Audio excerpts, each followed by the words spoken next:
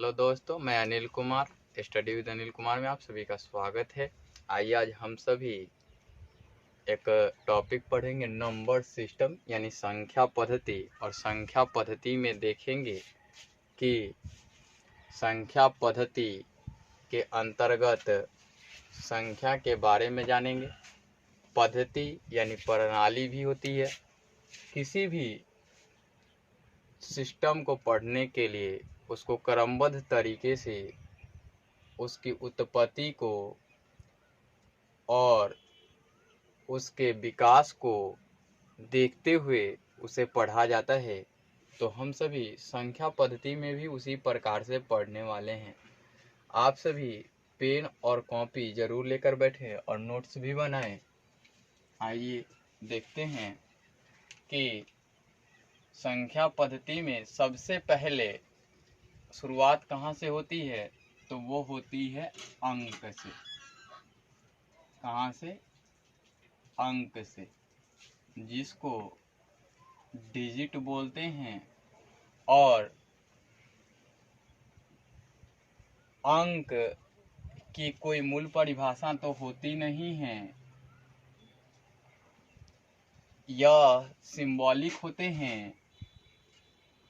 0 से लेकर के 9 तक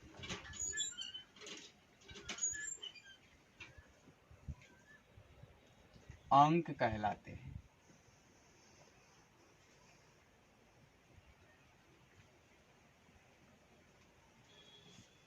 जीरो से 9 तक क्या कहलाते हैं? अंक कहलाते हैं। आपको मैं बता दूं कि 0 से 9 तक को अंक कहते हैं, लेकिन अगर पूछ दी जाए कि संख्या पद्धति में संख्या क्या क्या होती हैं, तो हम उस समय 0 को अंक नहीं बोल करके संख्या ही बोलेंगे। क्या बोलेंगे? संख्या ही बोलेंगे। आपको मैं बताऊंगा। पहले तो ये जाने कि 0 से 9 तक टोटल अंकों की संख्या कितनी होती है। तो कुल अंकों की संख्या 10 होती है।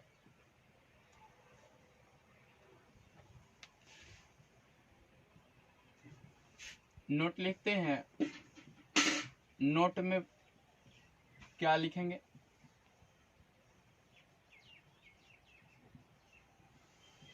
कुल अंकों की संख्या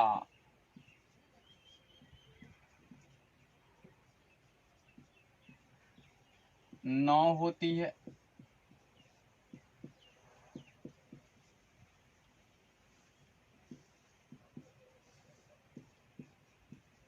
सबसे छोटी अंक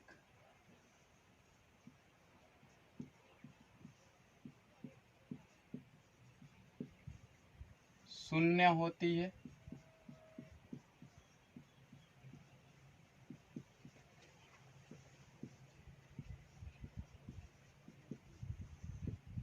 सबसे बड़ी अंक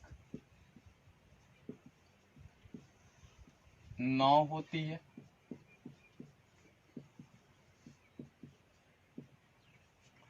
इन सभी अंकों के माध्यम से ही संख्या का निर्माण होता है।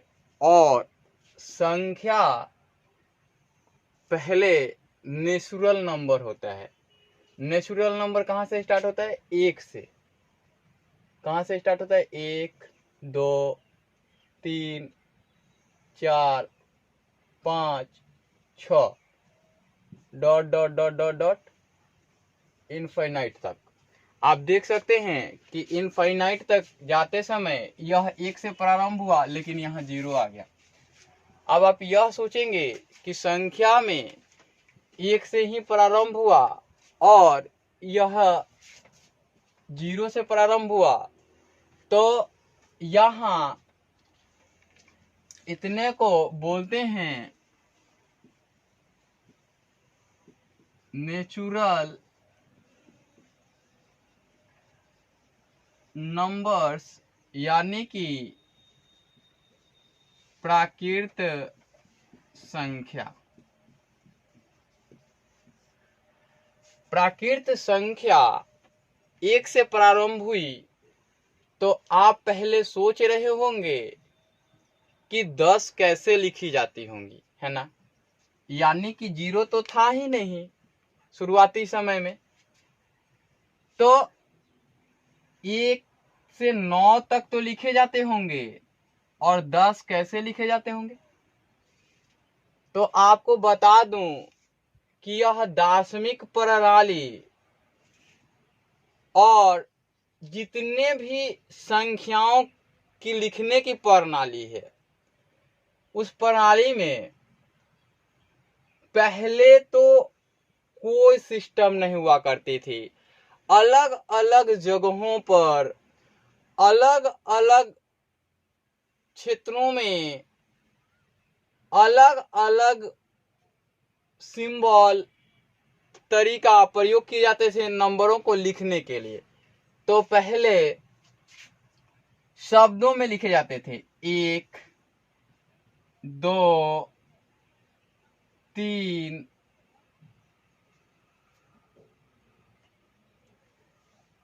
और 10, इस प्रकार से। एक यहां देखिए मैंने बाय मिस्टेक 9 ही लिख दिया है, 10 होंगी। कुल अंकों की संख्या कितनी होंगी? 10 होंगी। आप देख सकते हैं कि कुल अंकों की संख्या 10 है, और आपको मैं पिछली बार 10 ही बोला हूं लेकिन 9 लिख दिया था।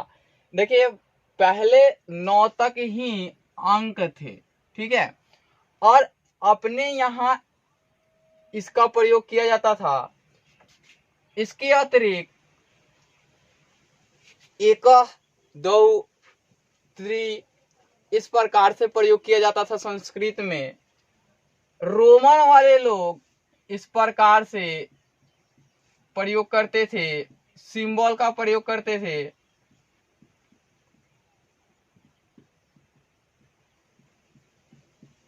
इस प्रकार से उन लोगों ने प्रयोग किया। तो ये 10 इस प्रकार से रोम वाले लोग लिखते थे, और इस प्रकार से उन्होंने प्रयोग किया। बाकी अलग अलग जगहों में अलग अलग चीज प्रयोग किए गए, लेकिन जब 0 की खोज हो चुकी थी तब उसमें 0 को समाहित कर दिया गया, और यहां से यहां तक मिला करके इसे होल नंबर बोल दिया गया। क्या बोल दिया गया? Whole numbers. और होल नंबर्स बोलने के बाद इसे हिंदी में पूर्ण संख्या बोलते हैं। होल नंबर्स बोल दिया गया। अब देखिए कि जिंदगी में हम जो भी करते हैं वो सभी सकारात्मक सोच के साथ करते हैं। तो इसमें सभी संख्याएं पॉजिटिव मिली, लेकिन इस 0 का अभी भी नेचर क्लियर नहीं हो पाया, अर्थात की प्रकृति नहीं क्लियर हो पाया कि यह धनात्मक होगी या ऋणात्मक होगी। तो मैं आपको बताते चलूं कि यहाँ 0 ना तो धनात्मक है और ना ही ऋणात्मक है ना। ना तो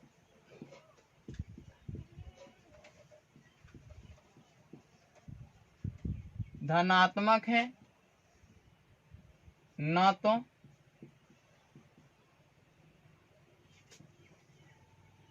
ऋणात्मक है।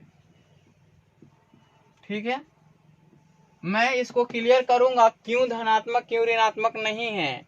तो उसको क्लियर करने के लिए मैं आपको बताऊं कि ये धनात्मक और ऋणात्मक नहीं है।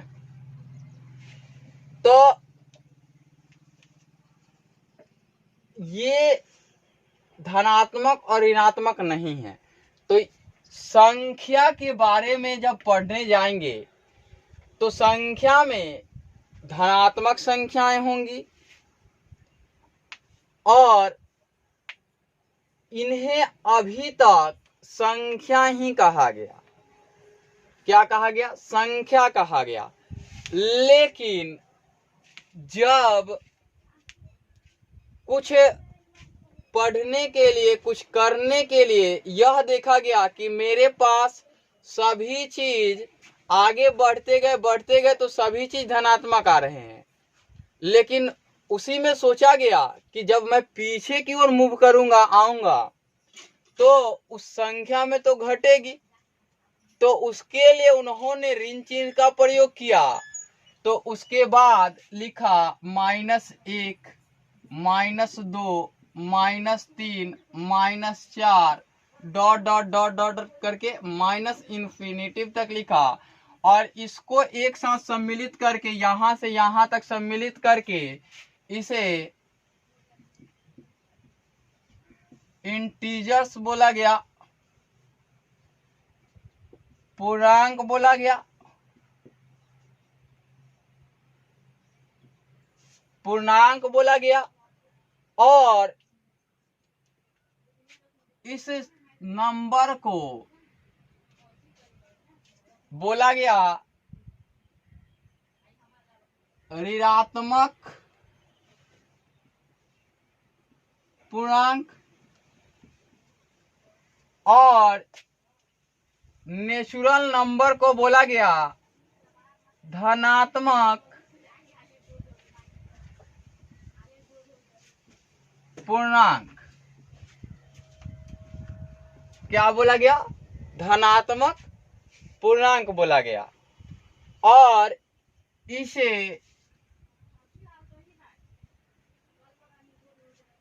इसे बोला गया जीरो इंटीजर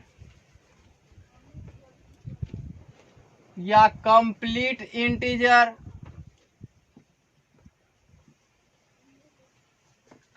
इसको कह सकते हैं कि पूर्ण पूर्णांक। क्या बोल सकते हैं इसको? पूर्ण पूर्णांक। आप देख रहे होंगे कि अंक पहले पढ़े और अंक से ही क्या बनेगा? संख्या बनेगी। तो संख्या के बारे में लिखें कि संख्या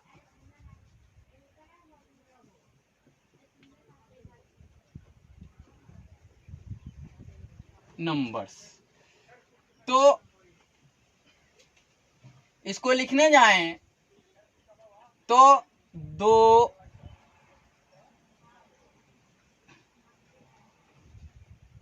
लिखेंगे कि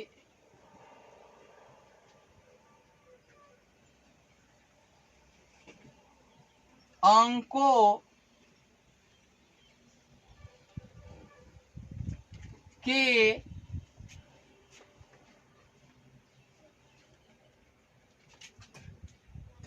समुचित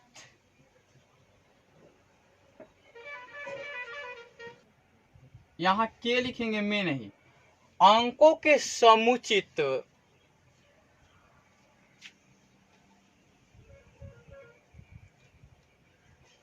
जानकारी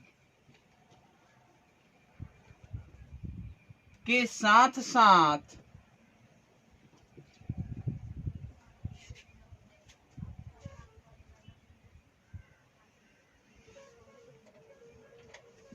उनके द्वारा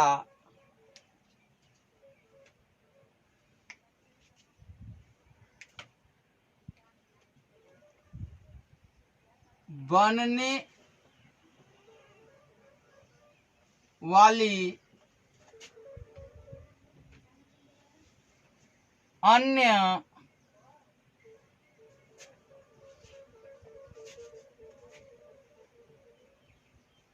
सभी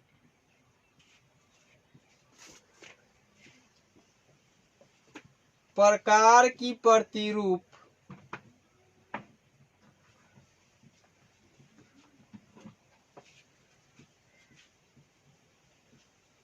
संख्या कहलाती है।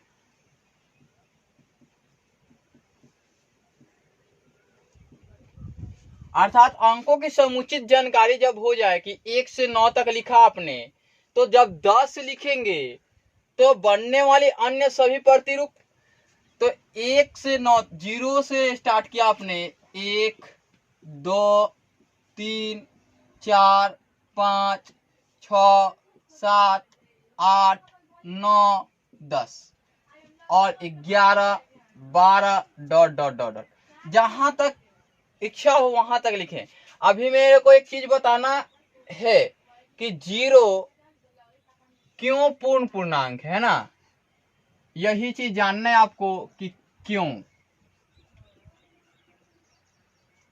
0 पूर्ण पूर्णांक है, क्यों, ये चीज जानना है। तो जानने के लिए उसे अभी क्यूरियोसिटी अपनी अंदर जगा रखेंगे और करेंगे क्या कि आप ये देख रहे होंगे तो आपको लग रहा होगा कि 0 तो अंक है लेकिन संख्या है कैसे। तो मैंने कहा कि अंकों की समुचित जानकारी के साथ साथ उनके द्वारा बनने वाले अन्य सभी प्रतिरूप, ये अन्य प्रतिरूप हैं जो क्या कहलाती हैं, संख्या कहलाती हैं। तो 0 अपने आप में जानकारी के साथ या साथ साथ कुछ भी बोल सकते हैं।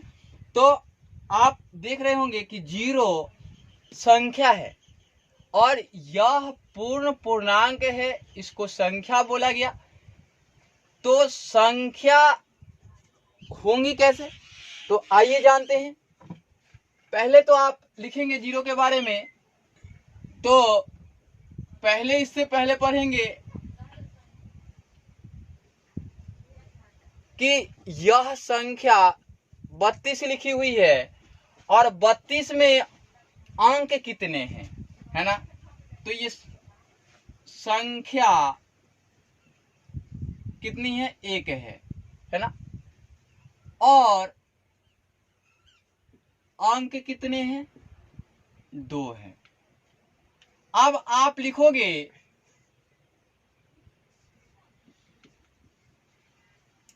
तो इस नंबर में संख्या है ना, नंबर्स नहीं दिख रहा था इसलिए मैं फिर से लिख दे रहा हूं। चलिए यहां डिजिट लिख लेंगे। तो नंबर्स कितने हैं, 1 हैं और डिजिट कितने हैं, यहां डिजिट 3 है। अब देखिए कि एक और नंबर में लिखता हूं यहां 5 2 6 3 2 1 आपने लिखा। अब यहां पूछा जाए कि नंबर्स कितने हैं, तो नंबर्स हैं 1 और डिजिट 3 3 6। टोटल डिजिट की संख्या कितनी है, 6 है। यहां मिटा दूं मैं,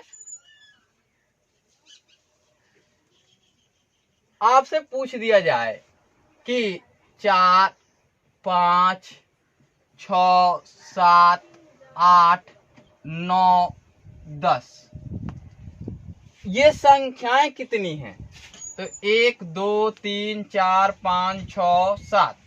तो टोटल नंबर्स कितने हैं, 2 4 6 7।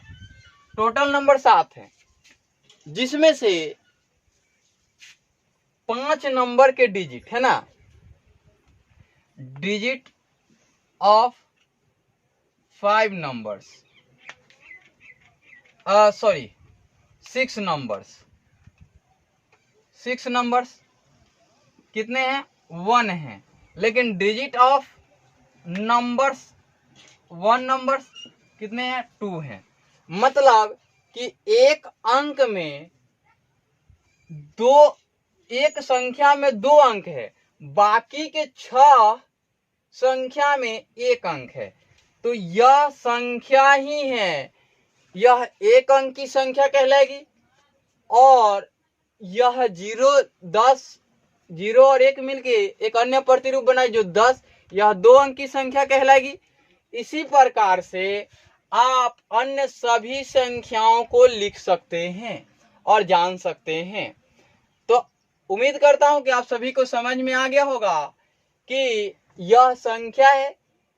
तो यहां से मिटाऊं और फिर बताऊं मैं कि आपसे पूछा जाए कि 25216 932 ये क्या है, तो एक नंबर है।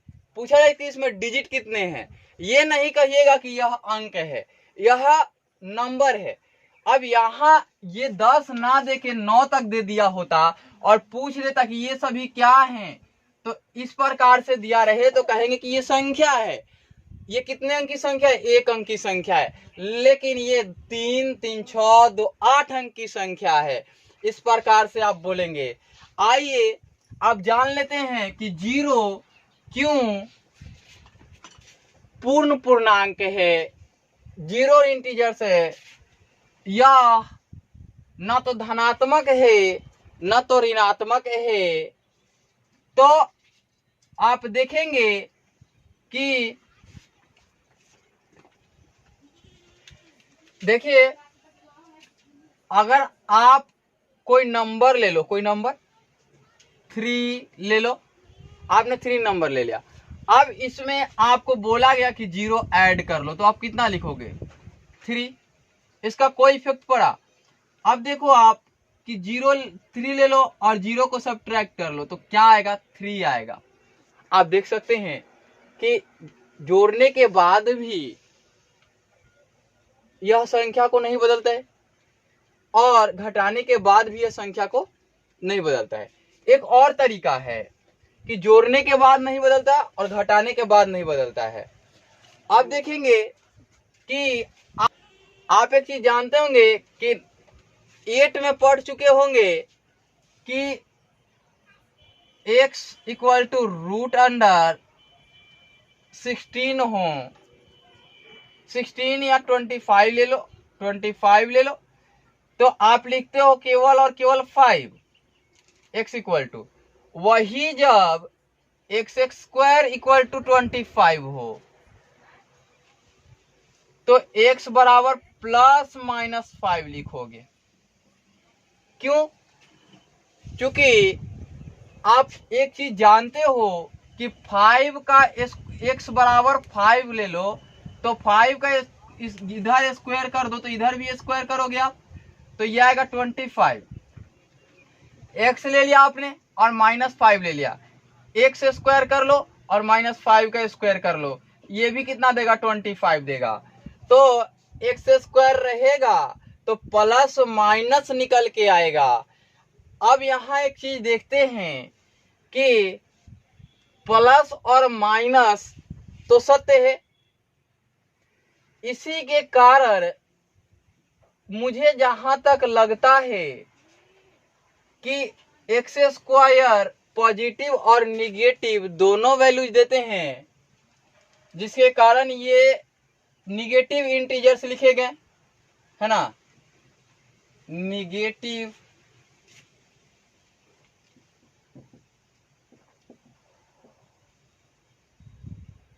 और ये पॉजिटिव इंटीजर्स, है ना, ये क्या पॉजिटिव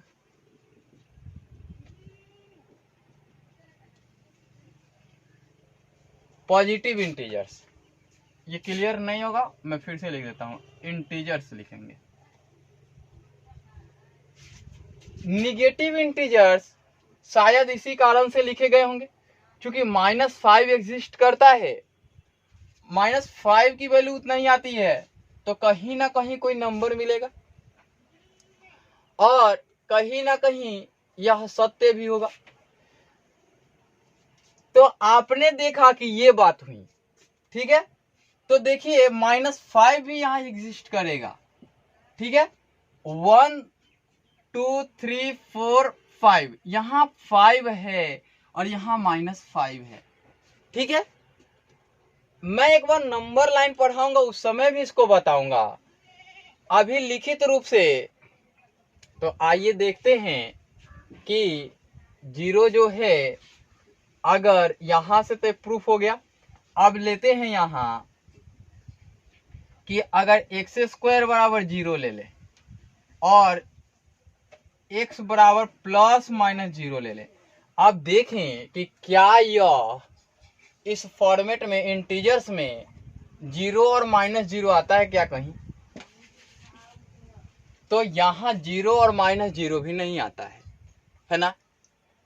तो आपको मैं बता दूं कि संख्या का विन्यास जो है यह एग्जिस्ट नहीं करता है, तो इसलिए x बराबर केवल और केवल 0 होता है, x बराबर केवल और केवल 0 होता है। आपने देखा। आप संख्या रेखा पे भी जाएंगे, मैं संख्या रेखा भी पढ़ाऊंगा, बारीकी से पढ़ाऊंगा। आपको मैं बता दूं, ये मिटा देता हूं और आपको मैं कुछ बताना चाहता हूं। देखेंगे आप कि आप एक 6th क्लास में रिप्रेजेंटेशन किया हुआ है, डायग्राम के द्वारा बनाया गया है कि एक 0 है और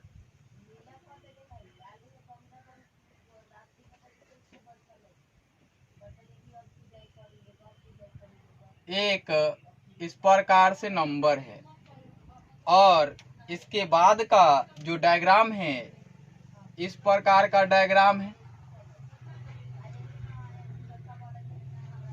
और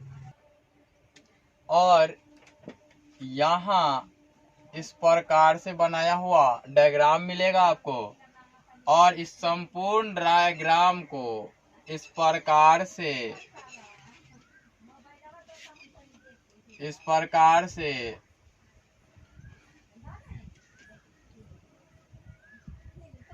बनाया हुआ मिलेगा। और ये होगा निगेटिव इंटीजर। मैं यहां लिख देता हूं,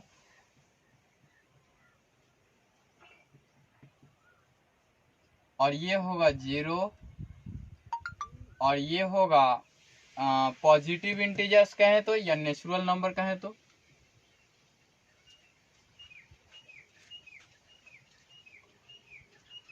और पॉजिटिव कहें तो।